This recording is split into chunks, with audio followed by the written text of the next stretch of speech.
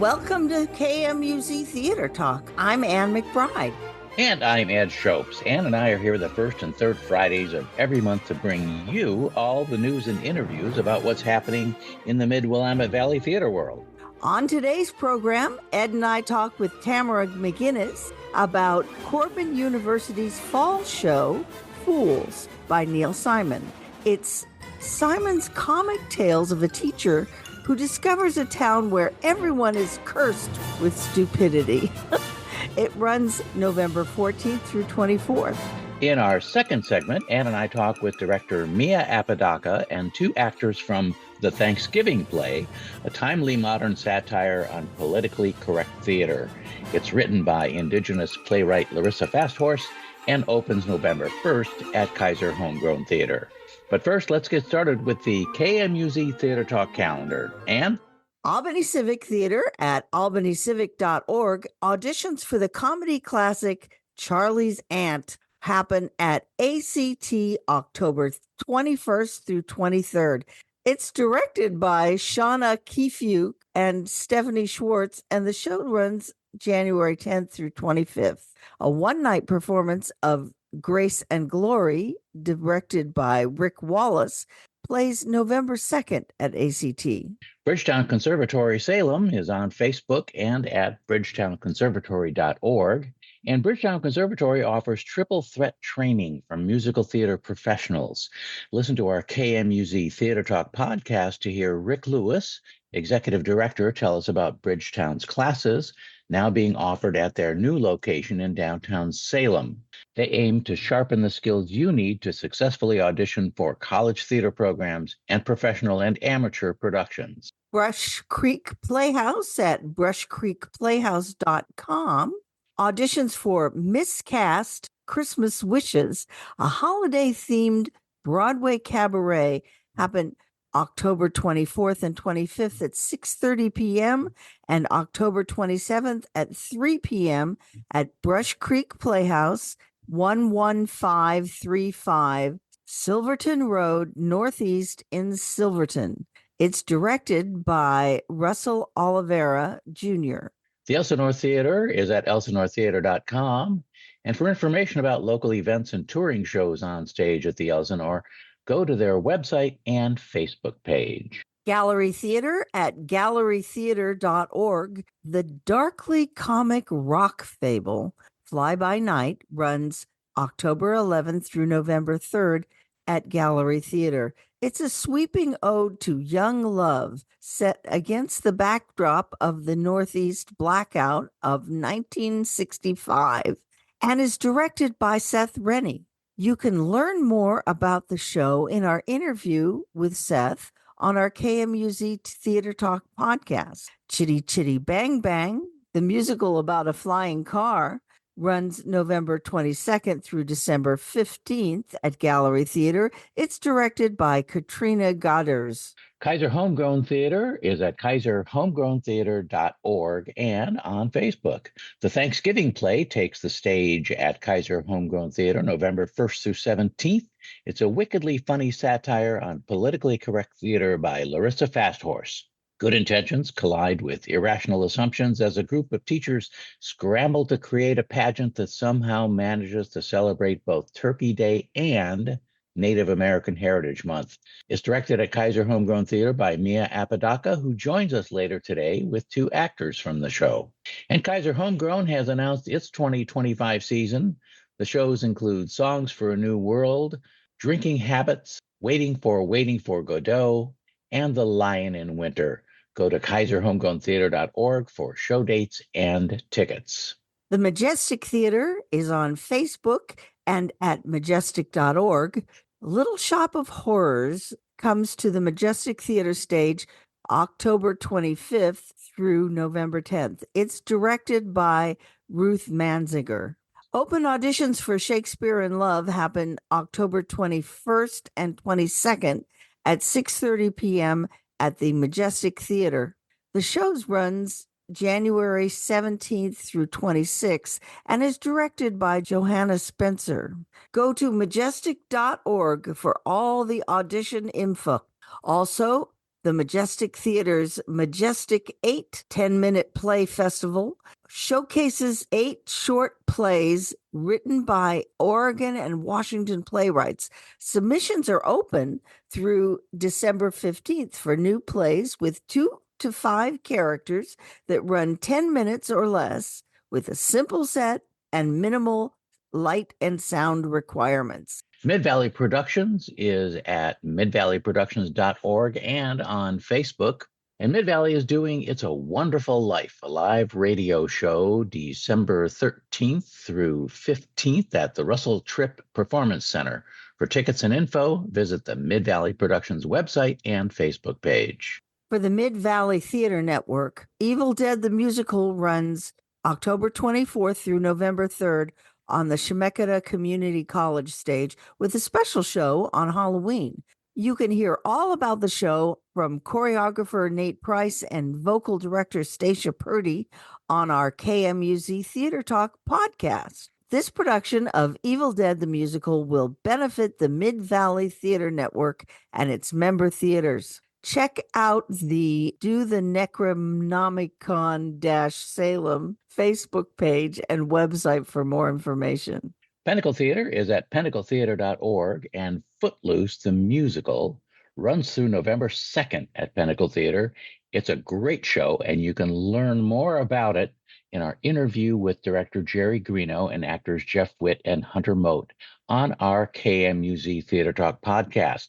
But get your tickets soon. Footloose is almost sold out. Auditions for the classic comedy Arsenic and Old Lace happen November 9th at the downtown Pinnacle Theater rehearsal studio. This first show of Pinnacle's 2025 season runs January 31st through February 22nd and is directed by Scott Ramp. And Joe Dodge's acting workshop for actors 18 and older's fall session is underway now at Pinnacle Theater's rehearsal studio in downtown Salem. To sign up for Joe's acting workshop, go to tickets.pinnacletheater.org or see the Pinnacle Theater Facebook page. The Salem Playhouse at thesalemplayhouse.com offers acting classes for both kids and adults. To sign up, go to thesalemplayhouse.com and click on the Classes tab. Spotlight Community Theater is at spotlightct.com and on Facebook. Auditions for a new musical adaptation of J.M. Barrie's classic story of Peter Pan will happen November 9th from 1 to 3 p.m. at Spotlight Community Theater. Peter Pan runs February 6th through 16th and is directed by Shannon Rempel.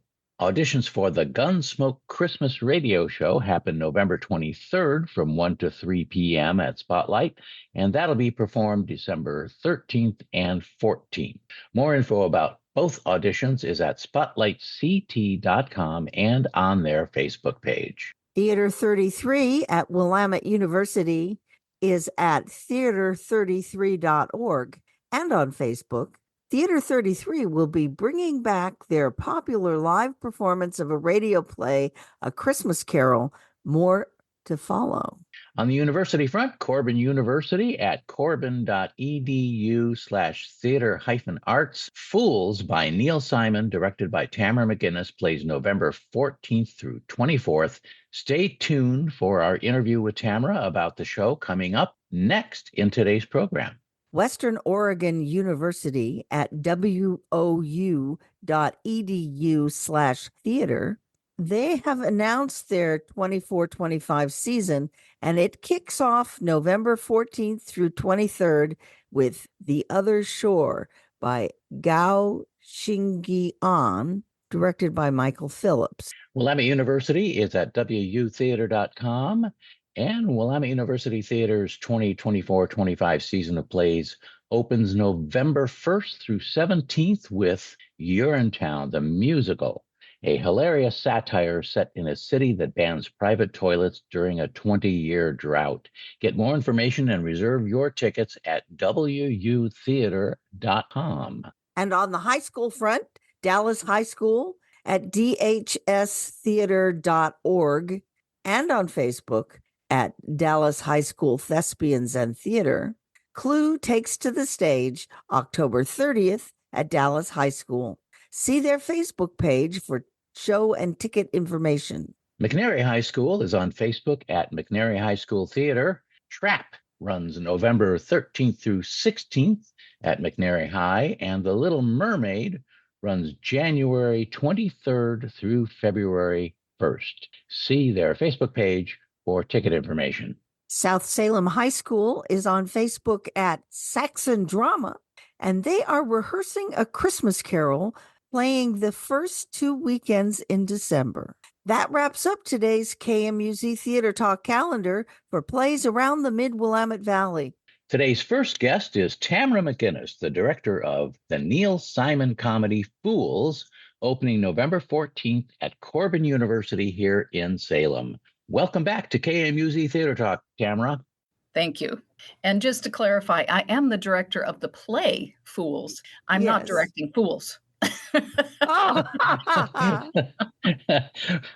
Oh, well, your sense of humor is going to shine in this one. Yes. So this is a play by Neil Simon. It's not one of his most well-known works. What brought you to choose this Neil Simon for your students at Corban University? Well, first of all, I do really like Neil Simon. I feel like he has an amazing wit, and he has a way of transferring that wit into good dialogue. And I like his characters. I like his just basic concept of story. This one in particular, I chose for a couple of reasons. And one was because it's not very well known. I do each year try to do a play that most people would recognize and say, oh, that's a good play, I'm going to go to it. And then another one that they're kind of intrigued by and say, I don't really know that play. But if they don't know the play and they don't know the author, they don't always feel like they want to take the risk and see if it'll be any good. So to find a play that's not super well known, but it's a very well-known author, that's a win. The story is really interesting. Give us a little recap of the plot. Okay. It is a comic fable, and it isn't at all really like most of Neil Simon's plays because he didn't write a lot of fables. And it features a Ukrainian village called Kulenchikov that for 200 years has been cursed with stupidity. The idea is that this is 200 years after the curse has been in place, and a young school teacher comes to the village. He wants to begin to teach the people in the village. They had put out an ad saying they were looking for a teacher, and he's very naive and he's energetic and really enthusiastic about, I am going to be able to do it for these people. I will eradicate all the foolishness in these individuals. He is unaware of the curse. He thinks they just are a fairly uneducated group of people.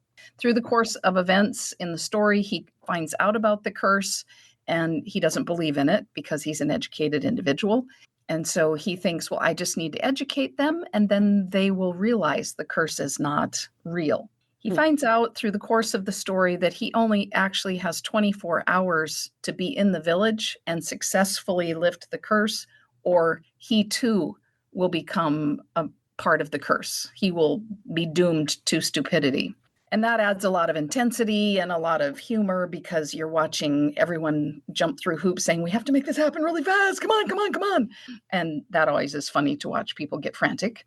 I'm not going to tell you how it ends, but I will tell you that while it is a lighthearted comedy that's super enjoyable to watch because you have these absolutely ridiculous characters who truly believe in themselves. So they're not trying to be funny and they're not trying to be stupid. They just are.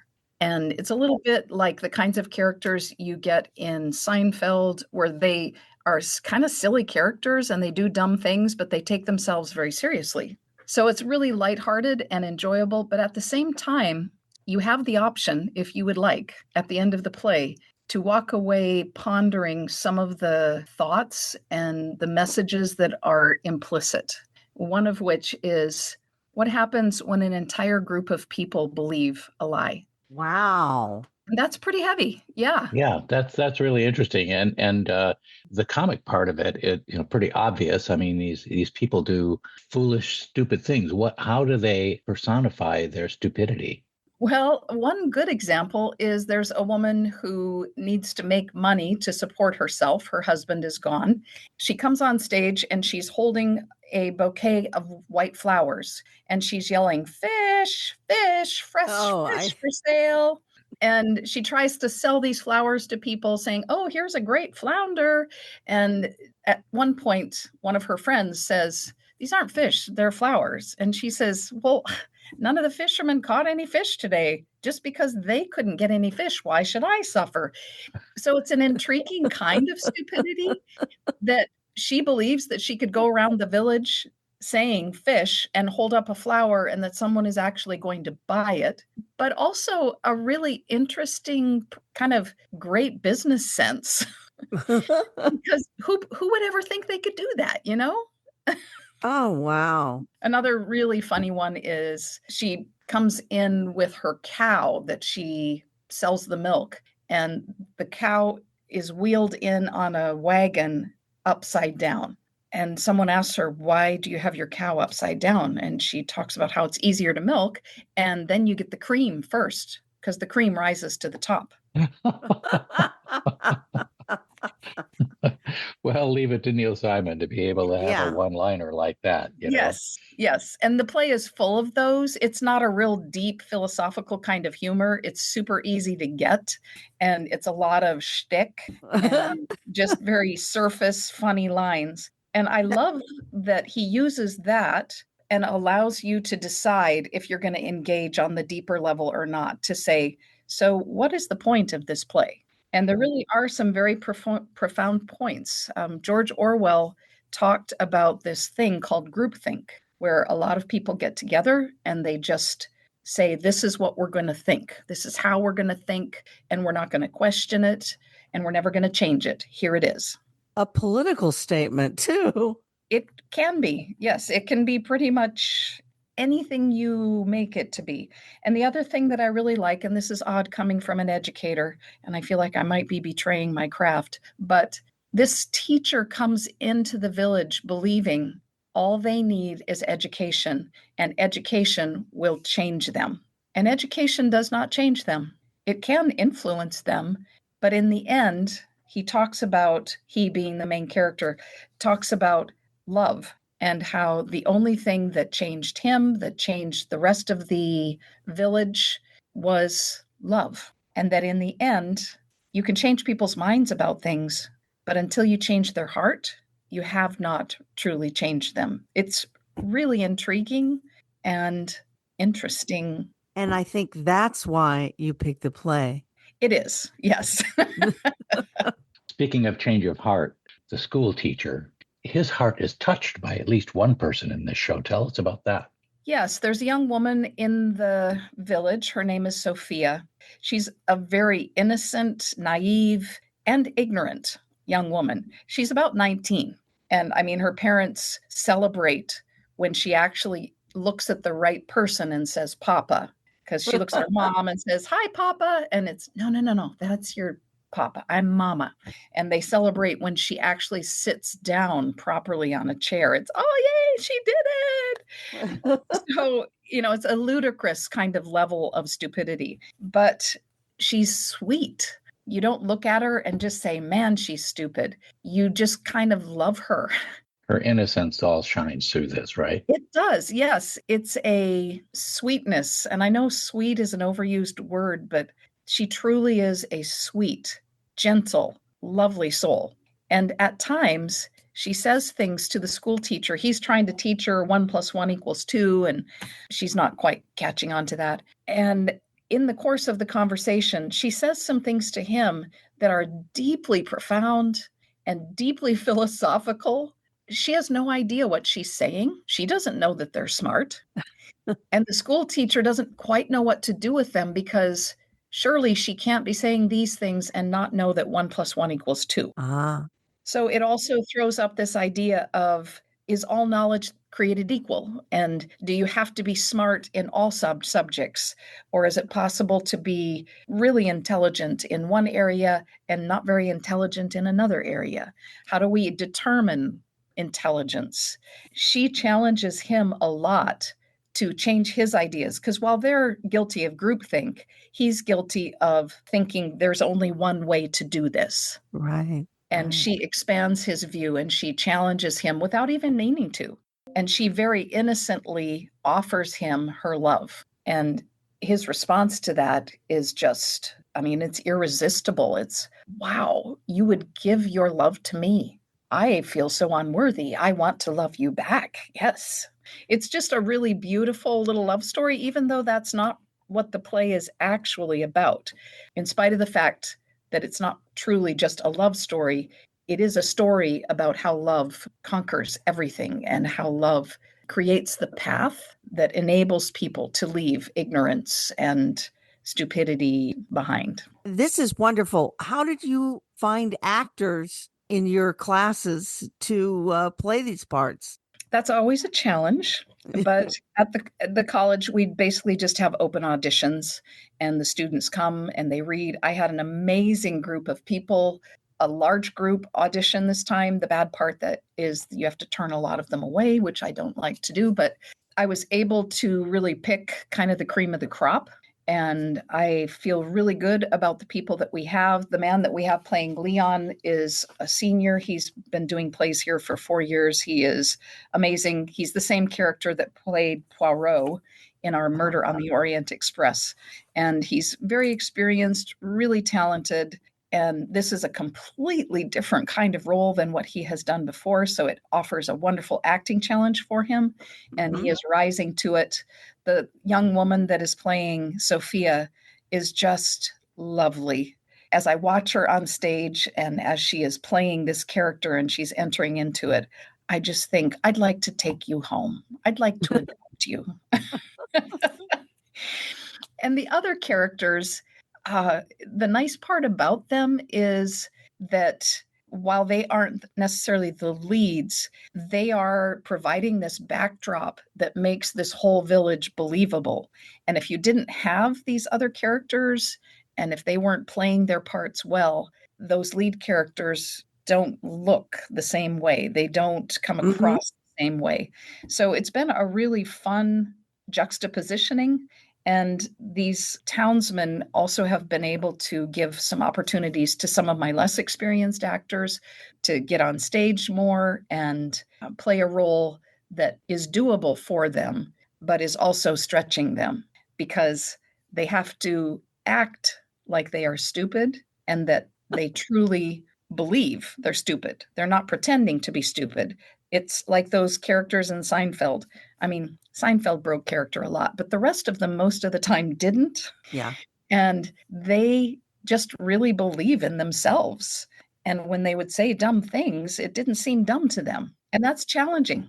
Yeah. And learning the importance of strong relationship ties to the other characters. Yes. And timing. Yes, timing for comedy. We've been working on that a lot. Timing and delivery, how you say the line. Because, Simon's lines are great, but they're mildly funny when you just read them. When they're delivered properly and in the right timing and in the right context and with the right body language, they are hilarious. You're taking these students along the path of understanding comedy and acting, in addition to all the things about theater that they need to know. It's a lot of hard work, but it's a fun hard work. So tell me a little bit about the set. If memory serves, isn't there a balcony scene in this show too? Yes. So we are going to have a couple shops that will be mostly just facades, and then we'll have, it's the doctor's house. He's the main character in the community who's been living there the whole time. And the doctor and his wife, Sophia, is their daughter. And their house also serves as his doctor's office. And so we'll have an interactive piece of set. It'll be a house in the center of the stage, and there will be hinged walls that when they're closed, it looks like the outside of the house. And when they're open, you suddenly have the inside of the house. And then there will be a second story that has the balcony right above. And so Neil Simon stole a little bit from Romeo and Juliet, but in a fun way for this show. Absolutely, yes. And he plays with that innocent kind of love thing. Leon, who's the school teacher, he climbs up a ladder to talk to his love who's up on the balcony. And then because Simon is very self-consciously funny, he has to play around with that and do some silly things with it. At one point, the girl, Sophia, asks Leon, to come up. And he says, I'll meet you there. And he climbs up the ladder. And when he gets up there, she's not there anymore. And he's looking around, and she had gone down the stairs, and she's on the ground. Oh, It's that okay. dumb stuff, she says, come up here. So she goes down. She says, come on down. And she goes in the door of the house and goes up, and he stays up on the ladder and says to the audience, I'm catching on. And he knows he's not supposed to go down, even though she said that, because she meant the exact opposite. So it's kind of clever. And yes, it does. There actually are a lot of lines that are allusions to or references to or kind of patterned after quite a few of Shakespeare's plays. If you know Shakespeare, it's just kind of fun to do the search for those moments. I find myself completely challenged by this mindless belief that as soon as someone said that, an entire people group decided, that's it. Here we are. We have to be dumb. Yeah. And that they deliberately dampened their own intellectual capacities. And part of the curse was we can't love anybody because love is part of this intelligence that was taken away from them. Oh, wow. The married couple that has the daughter, Sophia, I have deliberately made them do things that show body language that they absolutely love each other and are committed to one another and want the other person's good, everything that love is, and respect one another. But they believe that they don't because we can't, because we've been cursed. So they won't even look at their own behaviors, their own instincts, their own desires, their own anything. They're completely unaware about, unself-aware. And it allows the audience to have this discrepant awareness because they can put two and two together and say, that's not true. I can tell that these people love each other. So what do you think the audience will take away from this? I can only say what I hope they take away from it. And that's that, first of all, in a time when things are pretty contentious with all of the leading up to the election, I hope they take away a good laugh and that we had a moment to pause and have a good time together and just enjoy one another. And then secondly, I hope they take away, I am capable of independent, deep thought. And I'm the only one who can answer for me. And I need to think what I think based on my assessment of the data that's out there, the information that's out there, based on my values, based on my innermost deeply held convictions and beliefs that have also been based on research and thought and time, and that I don't have to buy into what everybody else says. There really is no everybody else, but you know what I mean. I don't have to blindly follow a group, that I can stand for what I believe and what I think. And then secondly, I want them to question, is education in isolation the answer? Is it just more knowledge that's going to change us? Because we've had more and more knowledge. I mean, we have access through the internet to all kinds of knowledge that nobody else has had access to. Are we better? Or is education only helpful when it's taught in a landscape that values other moral virtues, the most significant of which is love? If you have knowledge and you don't have love, what do you have? Do you want to live there? I don't. Those are great insights, Tamara. I want to thank you for joining us here on KMUZ Theater Talk. Folks, the play is Fools, the comic fable by Neil Simon. It plays at the Psalm Theater at Corban University in East Salem out on Deer Park Road. For tickets, you can search Corban Theater Events and find tickets for the show that runs November 14th through the 24th. There's a couple of matinees on the 14th and 24th at 2 p.m. and then the evening shows for the rest of the run. Go see this show. It's a little known Neil Simon, but a really fun show about the small village of Kulyanchikov in Ukraine, where there's a curse of stupidity that a school teacher has to deal to as he falls in love with his student, Sophia. So go and see it. It's going to be a ton of fun. Thanks again, Tamara McGinnis, for joining us here on KMUZ Theater Talk. Yes, thank you so much. Thank you. I appreciate it. We're speaking to Mia Apodoca, director of the Thanksgiving play, opening November 1st at Keizer Homegrown Theatre. And she's brought some actors with her, Robby, McMorris, and Frankie Wright. Welcome to Theater Talk. Thanks, Anne. Thank you. Mia, the Thanksgiving play is a fairly new work by Larissa FastHorse, a Native American writer who was challenged by the idea that you can't write a play about Native American culture without having Native American actors. Tell us what attracted you to the Thanksgiving play. So this was one of my favorite plays that I read in my college years.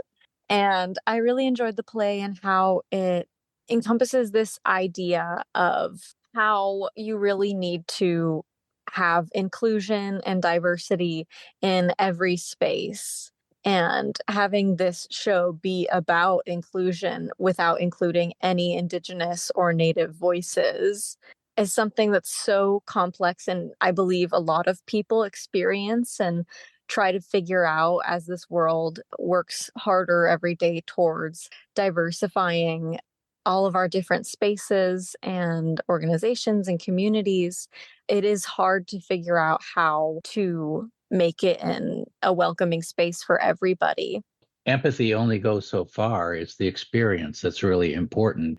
If you don't have the experience, sometimes you just can't appreciate the challenge that comes with being outside of your own space. Exactly, yeah. So tell us more about that.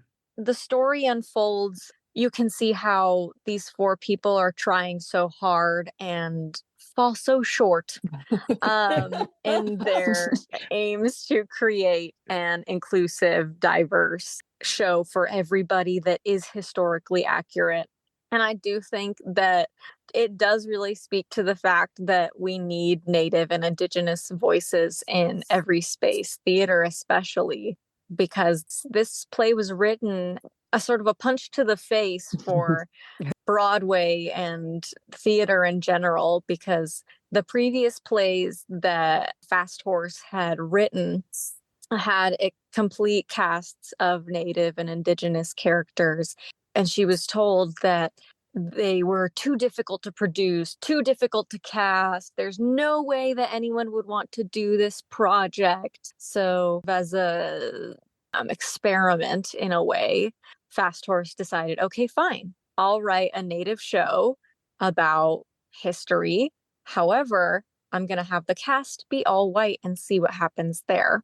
So in writing this play, and everyone says, because this was recently on Broadway, this was FastHorse's big break, but no one knows really that this play was popularized by the fact that it was so easy to cast. And I love the complexities behind the show itself. And I really enjoy the fact that Keizer Homegrown Theatre has chosen to do it. Not a lot of theaters are okay doing a lot of diverse work, especially when they know that, certain characters can be difficult to find, especially if you live in an area where certain ethnicities aren't necessarily represented. But it's always good to draw attention to social issues and talk about media and representation in media as well. I'm just really excited that this play is a really wonderful point for audience members and cast members to do research on their own about the land that they're on, and also examine engaging with Native and Indigenous history and rebuild how they can move on and honestly just become better people at the end of the day. Now you have to give us a synopsis because what is it about? This is about four white people making the description is a politically correct Thanksgiving play for this elementary school.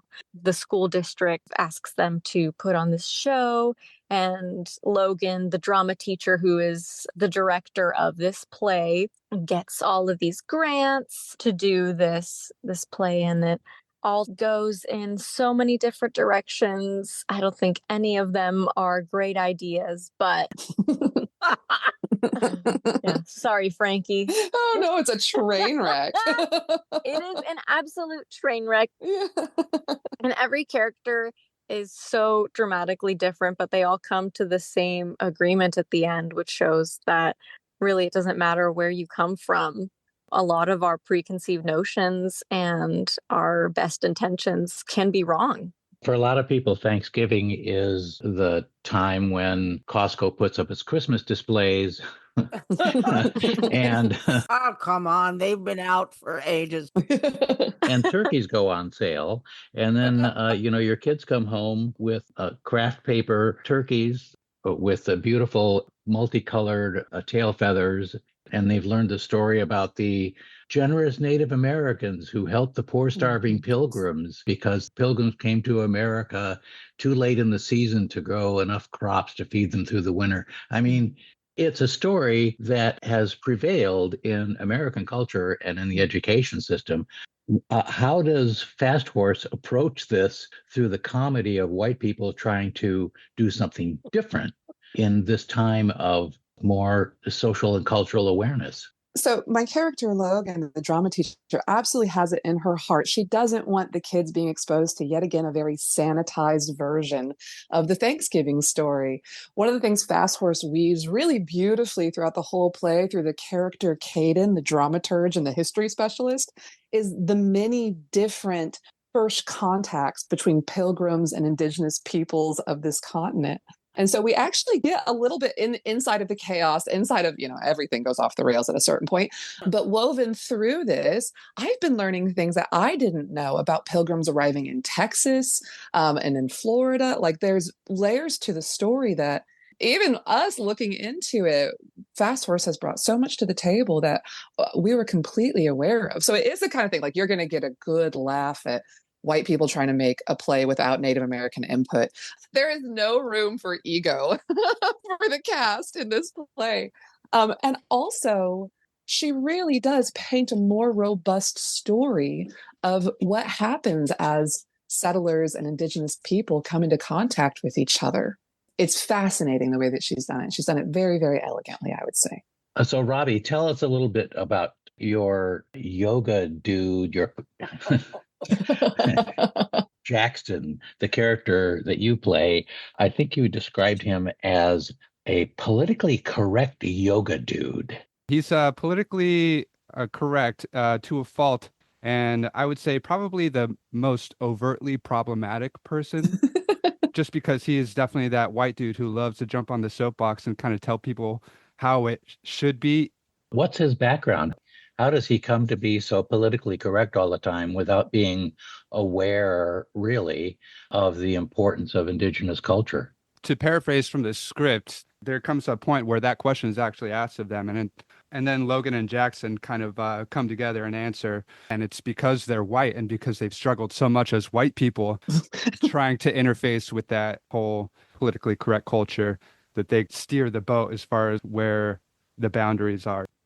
I just wonder how you, as Robby, approach this part. Begrudgingly, for the most part. It's pretty, as the kids say, cringe. Some of the things that I have to say and do are not necessarily things that I would say and do in my own life, and would be uncomfortable if somebody said or did those things around me. So. Yeah, it's been really interesting. I pretty much just rely on the fact that this is a play that was written for white people by, a Native American person to skewer the kind of people whose helping is not necessarily helping. And Frankie, how do you approach your role? Well, I think there was a little bit of typecasting because I am an actual teacher. So for Logan, like I can see on one hand the kind of good intentions and wanting to, she's got, would say her heart in the right place, but her head is everywhere else. She wants to make a difference. She wants to make a change. She wants to elevate marginalized voices and share their stories. But she also does not want to let go of an iota of control or ego or identity. And you watch her really wrestle with, and it crumbles, it dismantles over the course of the play. She's kind of a tumble down character over the course of it, but she is her own undoing, though. I wouldn't say that. I wouldn't put fault on any other character or dynamic for everything that unfolds around Logan's journey. I like that it's a bit of a dig by an indigenous writer. There's I said there's a wall, there's wallops coming to us and someone's got to take them. Let's do it. Mia, what do you want the audience to take away from this? I really just want people to examine themselves, because we've all made mistakes, but this play isn't meant as an attack. It's meant as a gentle reminder to always be aware of what you're saying, and that we're always learning and unlearning, whether that's about the Thanksgiving story, but being receptive to not only feedback, but to history that you may not have heard before and may not have acknowledged. Because I learn new things every day, especially with this play. I had no idea that some settlers were in Florida. But I think that learning doesn't always have to be chastising, and it doesn't have to put you down. You just have to be okay learning and understanding that certain things might not be as they seem or as you expected them to be. Yes. And having learned American history a long time ago when it was really prejudiced, I welcome the idea of learning new things. What is your favorite part of the play? I love watching how it all falls down in a way. Probably that scene 8 area that the cast and I have been talking about, and just watching how sometimes it doesn't matter the intention, because all of these characters have great intentions and want to do fantastic work. But there's only so far you can go while not necessarily excluding Native voices, but they're put in a situation where they don't have any Native or Indigenous people to talk to research with. And could they have gone on the internet? Absolutely. But Logan and Jackson are steering the boat as enlightened white allies. Yeah, exactly. That's how they describe it. We are enlightened white allies. Yeah. They're steering the Mayflower too, right into the ground. Yeah, you're steering it right to Miami Beach. You're steering it. Disney World. Frankie, what's the most challenging part of being in this show? This has been something for me as an actor working with this script and wrapping my head around it, is actually the really subtle interplay of power dynamics between the ensemble.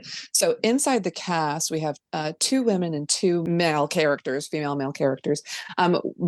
My character, Logan, is a very type A, sort of neurotic, heady, but very in her head character, playing across Bailey, who's a very LA actress, beauty, sex appeal. And then on the other side, we have Jackson, our yoga dude. And then Caden, who's our very bookish dramaturge and history specialist. And so over the course of the play, the power dynamics in these relationships are constantly shifting and tilting and pivoting. And that's part of the teeter-totter of everything that comes down. So finding a way to do this, there's like a lovely choreography of power happening underneath the surface between these characters. And then there's a kind of chaos that unfolds. So it's a choreographed chaos. That's what we're building with this play. And I find that really challenging in a way that it excites me. It gets me really thinking deeply about the script and what kind of choices do I want to make with Logan as we're engaging and everything transforms around us. I think maybe you will never view Thanksgiving the same again. Oh, certainly. Absolutely Certainly not. Yeah. It's pretty gory, it turns out. Yeah. Robby, let me put this question to you. If you had to pick one moment in the show that stands out to you, whether it's comedic or something else, what would that moment be? There's a piece where Jackson kind of like jumps up in character as somebody, because we're sort of trying to devise a thing. He's in character, addressing people, and as like good God-fearing folk, and it's just after a battle has happened, and I don't want to give away too much, but yeah, that it's like I think right about where the climax of like the show is at. That is the shock moment, Robby. That is absolutely when everything finally tilts. Yeah. Yeah. When the phrases that we've avoided using start coming out, and heads roll, Yeah. Literally. This is exactly the right time to do revisionist history.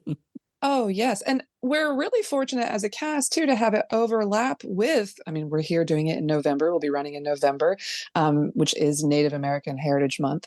I've come from the South, and there the tribes aren't as prominent or as involved in the community, which is just not a population that we really have access to. So moving here and getting to access and meet and my neighbors, to meet the indigenous people of this valley has been such an incredible honor. It's been so cool.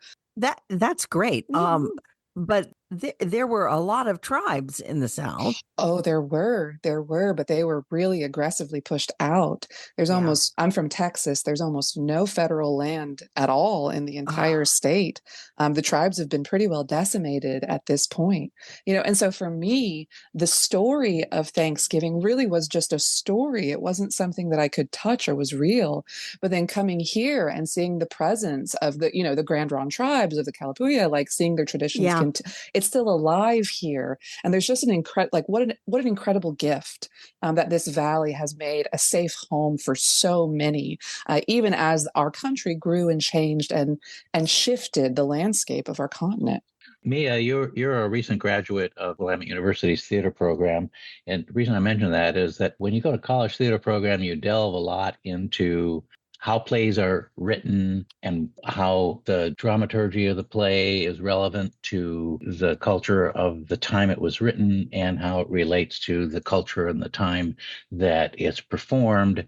How does this play differ from important works that you studied when you were in college? Are there any insights that you can give us about the structure of the play, about the ethos of this play that is meaningful to you? I think the one most poignant part of it for me is that it seems like FastHorse doesn't care if anyone's going to get offended. And that is something I appreciate and I adore about this, because in a lot of the plays, characters would beat around the bush or not exactly address an issue and call it something else to make it more family friendly. Because a lot of people just don't like conflict. And I think without conflict, we're not learning, obviously, within reason. But you have to be receptive to learning new things, as I mentioned earlier, but also talking about current issues. And this play, after being on Broadway, was actually revised. So we are working on a new script. It's not the original. Well, most of it is the original script.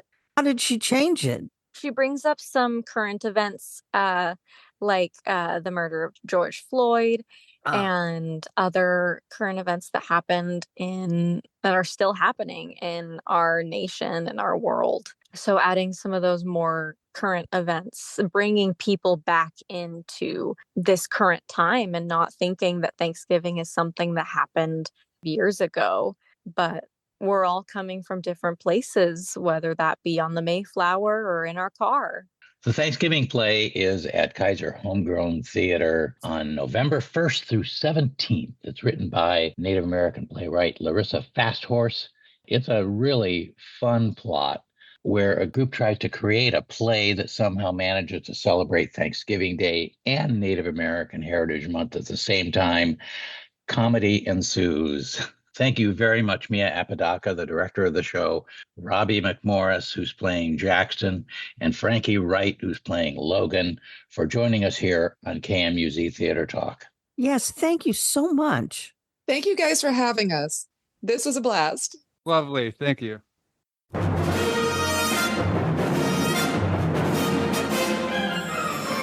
It's time to wind up today's KMUZ Theater Talk program.